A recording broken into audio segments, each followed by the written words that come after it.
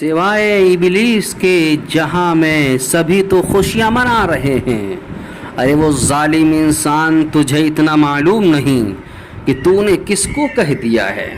تو نے صدیق اکبر کو بھی نہیں چھوڑا، تو نے حضرت عمر فاروق کو بھی نہیں چھوڑا، تو نے حضرت عثمان کو بھی نہیں چھوڑا، تیرے اوپر کوئی رحم نہیں آیا، تو نے حضرت علی کو بھی نہیں چھوڑا، تو نے حضرت طلحہ، زبیر، حسن و حسین کو بھی نہیں چھوڑا، سب صحابی کو اوپر تو نے تہمت لگا دیا۔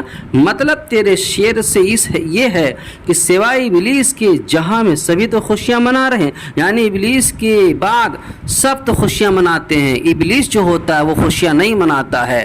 ارے کوئی صحابی لاؤ جس صحابی نے حضور کی ولادت پر جشن منایا ہو، حضور کی وفات پر جشن منایا ہو، ہری جھنڈیاں لگایا ہو، قبرستان میں چراغاں کیا ہو اور ڈی جے کے پیچھے چلے ہوں، نعت پڑھا ہو اور قوالی بجایا ہو۔ کوئی صحابی کو نمونہ کے طور پر پیش کرو، تم اپنے وعدے میں سچے ہو اور پکے ہو تو یہ جو میں عرض کر رہا ہوں یہی چیز کو دکھاؤ تو ہم تمہارے مذہب میں داخل ہونے کے لیے، تمہارے مسلک کو ہم فالو کرنے کے لیے تیار ہیں۔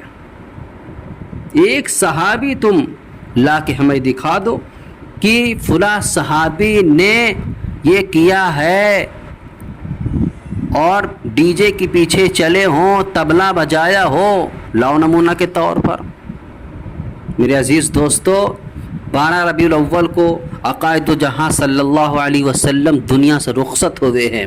ایسے موقع پر ڈی جے نہیں بجایا جاتا ہے، نعت نہیں بجائی جاتی ہے، قوالی نہیں بجائی جاتی ہے، ریلی نہیں نکالی جاتی ہے، کیونکہ عقائد دو جہاں صلی اللہ علیہ وسلم دنیا سے رخصت ہو گئے ہیں۔ اگر کسی کے یہاں کسی کا کیا انتقال ہو جاتا ہے تو انتقال پر خوشیاں نہیں مناتے ہیں، تو عقائد دو جہاں صلی اللہ علیہ وسلم دنیا سے رخصت ہو رہے ہیں، ایسے موقع پر خوشیاں نہیں منائی جاتی ہے۔ سمجھ رہے ہیں؟ اللہ ہم سب کو عمل کرنے کی توفیق عطا فرمائے۔